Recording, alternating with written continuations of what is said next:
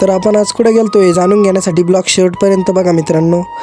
तर सकाळी सकाळी तुमचा भाऊ निघाला होता आज कामावर जाण्यासाठी.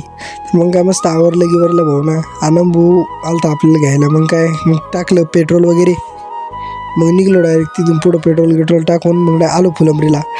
मग फुलंब्रीतून सरळ निघलो, मग आलो आपण डायरेक्ट कंपनीत. तर कोणती कंपनी मित्रांनो कमेंट करून नक्की सांगा.